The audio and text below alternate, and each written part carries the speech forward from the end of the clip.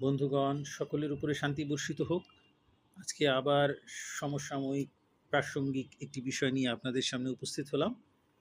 আপনারা সবাই হয়তো অবগত আছেন কম বেশি যে সরকার আমাদের রাষ্ট্র ব্যবস্থায় সংস্কার আনবার জন্য যে কতগুলো কমিশন স্থাপন করেছেন, তার মধ্যে সবচেয়ে উল্লেখযোগ্য যে কমিশন, সংবিধান সংস্কার কমিশন।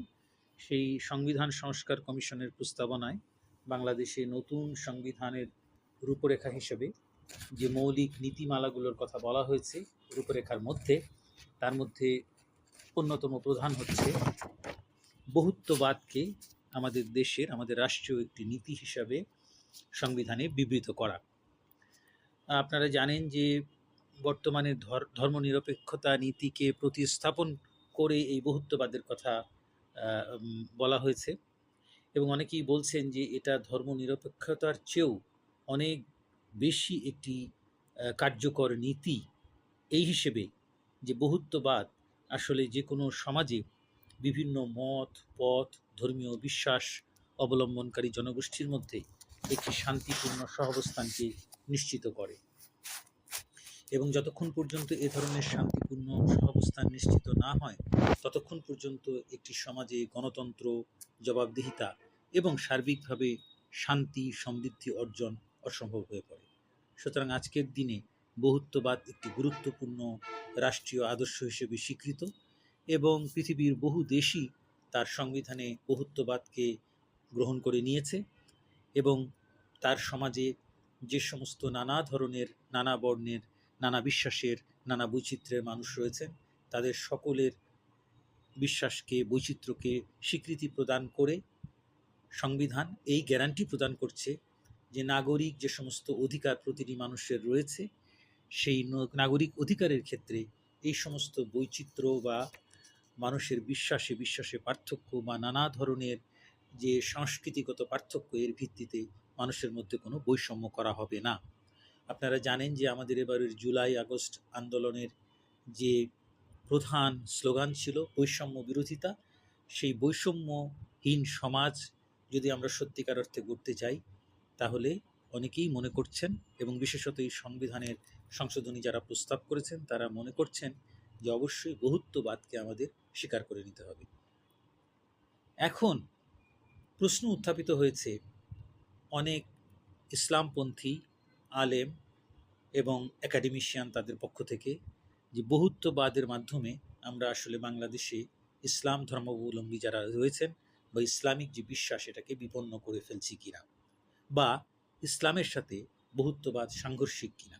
তারা অনেকে এই ধরনের মত বলছেন যে ইসলামের সাথে বহুত্ববাদ যায় না। তারা বলছেন, যেমন একজন অন্তত একাডেমিশিয়ানের একটি ভিডিও ব্লগ আমি শুনলাম, তিনি বলছেন যে বহুত্ববাদ অর্থ হলো আমাদের এটাও ভালো, ওই মতও ভালো, ওই পথও ভালো, যত ধরনের মত আসবে, পথ আসবে, সকলেই ভালো, কিন্তু এটা তো হতে পারে না। প্রথমত আমি বলবো যে বহুত্ববাদের এই ব্যাখ্যাটা ভুল। বহুত্ববাদে রাষ্ট্র কখনোই বলে না যে এটাও ভালো, ওটাও ভালো, সেটাও ভালো। ভালো কিন্তু প্রত্যেক গোষ্ঠী, প্রত্যেক বিশ্বাস অবলম্বী যারা, তারা নিজেদের সম্পর্কে বলবেন যে আমাদের বিশ্বাসটি ভালো, তাই আমরা এই বিশ্বাসটি অবলম্বন করছি। রাষ্ট্র বলে দেবে না যে অমুক বিশ্বাসটি ভালো বা অমুক বিশ্বাসটি বেহতর। রাষ্ট্র শুধু এইটুকুর মধ্যে সীমাবদ্ধ থাকবে যে তোমার মত, তোমার পথ, তোমার নিজস্ব, কিন্তু নাগরিক অধিকার, নাগরিক সুযোগ সুবিধা ন্যায়সঙ্গতভাবে সংবিধানে প্রদত্ত নিয়ম অনুযায়ী যা যা তুমি পাওয়ার যোগ্য, সেটা তুমি যে বর্ণেরই হয়ে থাকো, যে ধর্মেরই হয়ে থাকো, যে গোত্রেরই তুমি হয়ে থাকো, এটা তোমার জন্য গ্যারান্টিড। এখন আমরা দেখবার চেষ্টা করব এই যে বহুত্ববাদ, এই বহুত্ববাদের সাথে আমাদের ইসলামের যে প্রধান উৎস কোরআন, যেটাকে আমরা সর্বোচ্চ মূল্য দিয়ে থাকি মুসলমান হিসেবে, সেই কোরআনের যে আয়াত রয়েছে, সেই কোরআনের আয়াতগুলোর মধ্যে আমরা এই বহুত্ববাদের স্বীকৃতি পাই কি না। আমি আগের ভিডিওতেও বলেছি যে আমি কোনো আলেম নই, এবং আমি কোনো মুফতি নই যে আমি ফতোয়া দেওয়ার অধিকারী। কিন্তু যেহেতু আজ শিক্ষার ব্যাপক প্রসার ঘটেছে, এবং ইসলামের সমস্ত গ্রন্থগুলি আমরা সহজেই যারা শিক্ষা গ্রহণ করেছি, বিভিন্ন ভাষায়, ইংরেজিতে হোক, বাংলায় হোক, আরবিতে হোক, আমরা যেহেতু পড়তে পারছি, জানতে পারছি, সুতরাং আমাদের মনে নানা ধরনের প্রশ্ন উত্থাপিত হচ্ছে। আমি তাই আমার এই সিরিজগুলোর নাম রেখেছি আমার বিনীত প্রশ্ন। আমি বিনীতভাবে আমাদের যারা ইসলামী আলেম আছেন, যারা মুফতি আছেন, যারা স্কলার আছেন, তাদের কাছে এই প্রশ্নগুলো তুলে ধরতে চাই, এবং আপনারা যারা সাধারণ দর্শক আছেন, শ্রোতা আছেন, তাদের কাছেও চিন্তার খোরাক হিসেবে এই প্রশ্নগুলো রেখে যেতে চাই যে কোরআনের আয়াত, যা আমাদের কাছে সর্বোচ্চ সম্মানিত, হাইয়েস্ট অথরিটি, সেখানে যদি আমরা বহুত্ববাদের সপক্ষে অনেক আয়াত পেয়ে থাকি, তাহলে ইসলামের সাথে বহুত্ববাদ সাংঘর্ষিক কেন হবে? আমি প্রথমেই কোরআনের যে আয়াতটি আপনাদের সাথে শেয়ার করতে চাই, সে আয়াতটি হল সূরা রুম, 30 নম্বর সূরা কোরআনের 22 নম্বর আয়াত। এখানে বলা হয়েছে, আর তার নিদর্শনাবলীর মধ্যে রয়েছে আকাশমণ্ডলী ও পৃথিবীর সৃষ্টি এবং তোমাদের ভাষা ও বর্ণের বৈচিত্র্য, এতে জ্ঞানীদের জন্য অবশ্যই বহু নিদর্শন রয়েছে। অর্থাৎ আল্লাহ তাআলা কিন্তু জ্ঞানীদের জন্য এই নিদর্শনটির কথা বললেন, যে আকাশমণ্ডলী এবং পৃথিবীর সৃষ্টি এবং আমাদের মানব সমাজের ভাষা এবং বর্ণের মধ্যে আল্লাহ তাআলা নিজেই বৈচিত্র্য দিয়েছেন। তাহলে এই বৈচিত্র্যই তো বহুত্ববাদ। এই বৈচিত্র্যকে অস্বীকার করে তো আমরা খোদার উপর খোদকারি করতে পারি না, বরং এই বৈচিত্র্যকে স্বীকার করে নেওয়াটাই হচ্ছে আমাদের জন্য খোদাই বিধান। আমরা কোরআনের সূরা হুজুরাত বা 49 নম্বর সূরা এবং 13 নম্বর আয়াত, 49 নম্বর সূরার 13 নম্বর আয়াত যদি আমরা পড়ি, এখানে আল্লাহ আরও স্পষ্ট করে বলছেন, হে মানুষ, আমি তোমাদেরকে এক পুরুষ ও এক নারী থেকে সৃষ্টি করেছি এবং তোমাদেরকে বিভিন্ন জাতি ও গোত্রে বিভক্ত করেছি, যাতে তোমরা একে অপরকে চিনতে পারো। নিশ্চয়ই আল্লাহর কাছে তোমাদের মধ্যে আসলো, সেটা হলো, হে মানুষ, আমি তোমাদেরকে এক পুরুষ ও এক নারী থেকে সৃষ্টি করেছি এবং তোমাদেরকে বিভিন্ন জাতি ও গোত্রে বিভক্ত করেছি, যাতে তোমরা একে অপরকে চিনতে পারো। তাহলে এই যে বিভিন্ন জাতি এবং গোত্রে মানুষকে বিভক্ত করা হয়েছে, এটা তো আল্লাহ নিজেই করেছেন। কিন্তু আল্লাহ পাশাপাশি এটা বলে দিচ্ছেন যে কিন্তু তোমাদের মধ্যে নিশ্চয়ই সবচেয়ে সম্মানিত ওই ব্যক্তি যে সবচেয়ে বেশি তাকওয়া অবলম্বন করে। তাহলে এই যে আয়াত, এর মধ্যেই কিন্তু আমরা বহুত্ববাদ পেয়ে যাচ্ছি। আমি আরও কিছু আয়াত আপনাদের সাথে শেয়ার করব। আমি অবশ্যই এগুলোর আরবি পড়ব না, কারণ আমি আসলে আরবি ভালো শুদ্ধভাবে সুন্দরভাবে পড়তে পারি না। আমি শুধু বাংলাতে অনুবাদগুলো বলবো। যেমন দেখুন, এর পরবর্তীতে শেয়ার করতে চাই সূরা আনকাবুত 29 নম্বর আয়াত, 29 নম্বর সূরা 46 নম্বর আয়াত।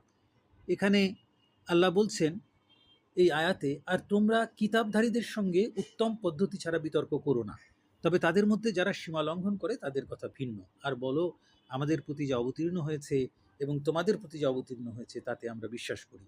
আমাদের ইলাহ ও তোমাদের ইলাহ তো একই এবং আমরা তারই প্রতি আত্মসমর্পণ করি। এটা আমি পুরো আয়াতটা পড়লাম। এখানে মূল কথা যে জায়গাটাতে আপনাদের দৃষ্টি আকর্ষণ করতে চাই, সেটা হলো, তোমরা কিতাবধারীদের সঙ্গে উত্তম পদ্ধতি ছাড়া বিতর্ক করো না। অর্থাৎ ভিন্ন মতের সঙ্গে আল্লাহ তাআলা বলছেন যে তোমরা উত্তম পদ্ধতিতে বিতর্ক করবে। অর্থাৎ সেখানে কিন্তু আমরা ভিন্ন মতাবলম্বীদের উপরে গা জড়ি করবার বা জোর করে কিছু চাপিয়ে দেওয়ার, হ্যাঁ, এটার কিন্তু আমাদের কোনো অবকাশ নাই। এই কথাটা স্পষ্ট করে বললেন। অর্থাৎ বহুত্ববাদী সমাজ, যেখানে নানা ধরনের মানুষ থাকবে, তাদের নানা ধরনের বিশ্বাস থাকবে, তাদের নানা ধরনের সংস্কৃতি থাকবে, সেখানে আমরা যদি মুসলমান হিসেবে বলতে যাই যে আপনাদের এই জিনিসগুলো ভুল বা ওখানে ত্রুটি রয়েছে, এটা সঠিক নয়, এটা আল্লাহ পছন্দ করবেন না, তাহলে সেটা আমাদেরকে উত্তম পদ্ধতিতে বলতে হবে। এবং এই উত্তম পদ্ধতিতে বলার অর্থই কিন্তু হচ্ছে সহনশীলতা, শান্তিপূর্ণ অবস্থান, ধৈর্য অবলম্বন এবং অন্যদেরকে বোঝানো, উদ্বুদ্ধ করা, প্রচার করা, জোর করে অন্যের উপরে নিজের ধর্মকে চাপিয়ে দেওয়া নয়। এবং এটা আমরা আগের ভিডিওতে আলোচনা করেছি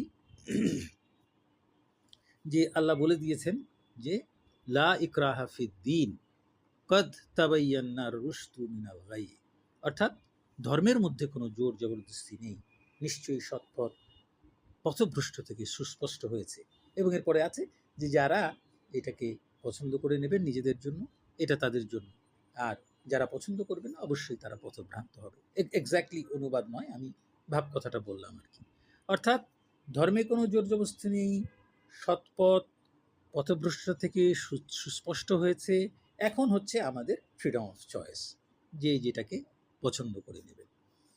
এবং এইটা, এই যে কোরআনের এই যে আয়াতের মধ্যে যে প্রিন্সিপালটা দেওয়া হয়েছে যে এখানে কোনো জোরাজুরি নেই, লা ইকরাহা ফিদ্দিন, এটা কিন্তু আমরা আমাদের বাস্তব জীবনেও কিন্তু দেখছি যে এই যে আমাদের আলো, সূর্যের আলো, এই যে বাতাস, এই যে পানি, এগুলো কিন্তু আল্লাহ তাআলা মুসলমান, মুমিন, খ্রিস্টিয়ান, ইহুদি, অবিশ্বাসী, কাফের নির্বিশেষে সকলকেই তিনি প্রদান করেছেন। তো সুতরাং এটা কিন্তু বেছে নেওয়ার বিষয়। যার বুঝ আসবে তার বুঝ আসবে, যারা আসবে না তার উপরে জোরাজুরি করবার কোনো ধরনের অধিকার আসলে আমাদের নেই। লাকুম দিন হুকুম ওয়ালিয়া দিন। হ্যাঁ, গত ভিডিওতে এই আয়াতটা আমি উল্লেখ করেছিলাম। আবার দেখুন, আরেকটি আয়াত সূরা মায়েদা ৫ নম্বর সূরা ৪৮ নম্বর আয়াত।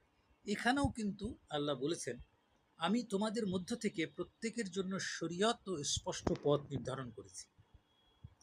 আল্লাহ ইচ্ছা করলে তোমাদের সবাইকে এক জাতি করতে পারতেন, কিন্তু তিনি তোমাদেরকে যা দিয়েছেন তা দিয়ে তোমাদের পরীক্ষা করতে চান। কাজেই তোমরা ভালো কাজে প্রতিযোগিতা করো, আল্লাহর দিকেই তোমাদের সবার প্রত্যাবর্তন স্থল। অতঃপর তিনি তোমাদেরকে জানাবেন যেসব বিষয়ে তোমাদের মধ্যে মতবিরোধ ছিল।